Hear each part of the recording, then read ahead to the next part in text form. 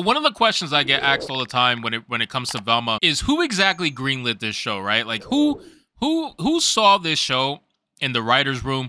Who saw this show in production and said, you know what, we're gonna greenlit this. This is gonna be great. Everybody's gonna love it. Let's do it. And now we have that answer. So there is a new article that came out from good old CBR.com, and it talks about how the creator, Charlie Grandy, and Mindy Kaling also, how they both explained how there was no pushback whatsoever in the studio regarding Velma, and that there was literally only excitement for the show, how nobody wanted to give any pushback to the show, how they thought it was going to be the best idea ever, how it was the best mature content they could possibly produce. This is why when someone says who greenlit this, let it be known that Mindy Kaling, even though she's insane, she's literally surrounded by other people who are just as insane as her. So of course it's going to get greenlit. But let's get into the article, guys. This one comes from us from CBR.com, and it says Velma faced no pushback for its mature Scooby-Doo take. Creator Charlie Grandy and star Mindy Kaling explained how there was no pushback and only excitement from the studio for Velma's mature content. It's kind of reminding me of like G4 TV, right? When people talk about G4 TV and they try to say, well, who greenlit this? Who would want this? Who was this show for? If they're all like hating on people, like why did they allow this? It's because the people who were behind the scenes, who were in charge of that network, all thought the same exact way. They might not have been public about it, but they all thought the same exact way. So they all went down with the ship together. This is the same exact thing. When you look at TV shows like Velma and you wonder who greenlit it, just let it be known that the entire studio is just as insane as whoever is the face of the show. So in this case, Mindy Kaling is the face of the show. Everybody's just as insane as her in that studio. I promise you that. It says creator Charlie Grandy and star Mindy Kaling recently shared their thoughts about Velma's mature humor and the show's production and how the studio offered nothing but support. Speaking to The Wrap, the duo was asked if there was any pushback from the studio in terms of the show's hard edge. Not at all, Grandy responded. Kaling added, it was just excitement. It's so great because we love this character. You have a weird way of showing it. She's so iconic and obviously one of the few characters from the era that she was created that I could actually identify with. Whoa, time. Time out, Mindy Kaling.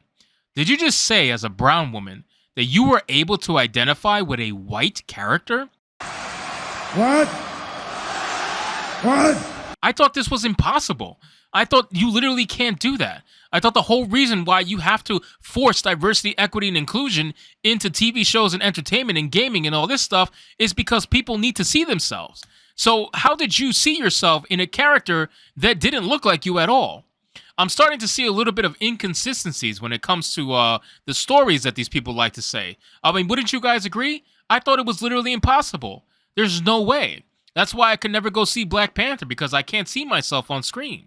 You know what I'm saying? I just can't see myself. There's nobody Puerto Rican in that show, so, you know, I can't do it. It's weird. I find it interesting that she just said that. She continued, and it's no surprise I love writing about young women. Charlie created this show. Yeah, there is no surprise about that, actually. And people hate you for it. I just played the part, but this world of teenagers was such a fun world that I've loved to explore before, and it was such a great way to work with the actors who we normally couldn't get to be on a live-action show. Ming-Na Wen and Russell Peters, and obviously Glenn and Sam, and Constance and Yvonne Orji, all these people who are killers on their own show were willing to come do voices on this. It's such a dream experience. Now, I'm sure she feels that exact same way after the show actually came out. I'm sure she feels like it's still a dream experience with all the backlash she's getting. It says Velma follows the titular character as well as Daphne, Fred, and Norval, aka Shaggy, during their high school days as they seek to find the perpetuator of multiple grisly murders. Not really, because the entire first 5 episodes have almost nothing to do with the murders, so attempting to follow in the footsteps of modern icons of adult animation like Harley Quinn, Velma's anything but kid-friendly because of its heavy usage of violence, gore, and explicit sexual content. While Grandy, Kaling, and the studio have been excited about Velma, critics and fans have responded with overwhelming negative criticism. At the time of writing, the show's Rotten Tomatoes score sits at 42% for critics and just 6% for general audiences. Moreover, it set a brand new record on IMDb for the worst audience score, coming in at a lowly 1.3. The record was previously held by Dragon Ball Evolution, the notorious live-action adaptation of Akira Toriyama's beloved manga. Yeah, if you beat out Dragon Ball Evolution as the worst TV show, or worst anything for that matter, then damn, you really earned it. Like, you really earned it. It says, however, despite its dismal reviews from both fans and critics... Oh, here we go. Wait, time out. Come on, CBR.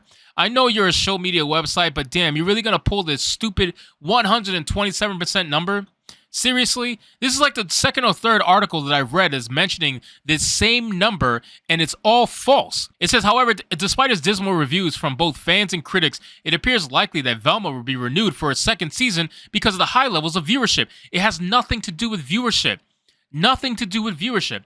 According to recent numbers from Parrot Analytics, which is hilarious, demand for the series has increased by 127% after its debut on January 12th. The adult animation also ranked higher than HBO Max's other new show, The Last of Us, in terms of demand for the week of January 25th. And yet, they released viewership numbers for The Last of Us on the first episode. They released viewership numbers on the first episode. Why? Because they got a lot of views. Because they know they have nothing to hide. So, of course, they're going to release the viewership.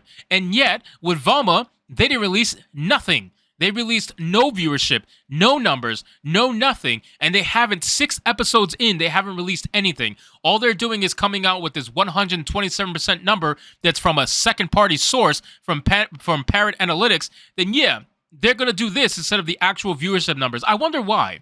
Wouldn't you think if the show is proud of what they did, that they would actually see a real spike in viewership and talk to you about it? But no, they're not going to do it with Velma.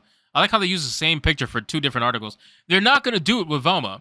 That's why they had to do Parrot Analytics. I mean, it's hilarious to me that they're doing this still. And they're trying to convince you that this 127% number has anything to do with viewership. It doesn't. It has to do with social media engagement, social media clicks, comments, YouTube views, people talking about the show. It has nothing to do with views. That's why they don't give you an actual number on the views. They just talk to you about engagement. Now they're spinning something saying in demand. Just think, how bad can a TV show be that you can't even talk about your viewership numbers? You have to make up some nonsense in-demand analytic in order to convince people that the show is liked? You mean to tell me that Velma is viewed more than Last of Us? I highly doubt that. And that's why I can't wait to see the Nielsen ratings for these shows. I want to see what the actual third-party website sources will tell us about viewership, because unfortunately, HBO Max is not going to tell us about their viewership for Velma. They only told us for The Last of Us, and even then, it's usually not fully true. Just like with the Rings of Power, they told you about the viewership, 20 million samples, but then when you saw the actual numbers from Nielsen, it told an entirely different story. So don't be surprised that if the Nielsen ratings come out, that Velma is just completely trashed, and even if it is high, it's probably only going to be high for the first and second episode because they released them together. After the first and second episode, that show probably received such a massive drop-off in viewership that people started watching YouTubers reviewing it instead of watching the actual show through HBO Max. The Last of Us, totally different story. I believe that has high viewership. But with Velma, you can't convince me otherwise. I need to see the Nielsen ratings. So anyway, guys, thank you so much for watching this video. I hope you did enjoy, and if you did, consider leaving me a subscribe. I would greatly appreciate it. Don't forget to like the video, comment, let me know what you thought, and I'll see you guys on the next one. Hypnotic out.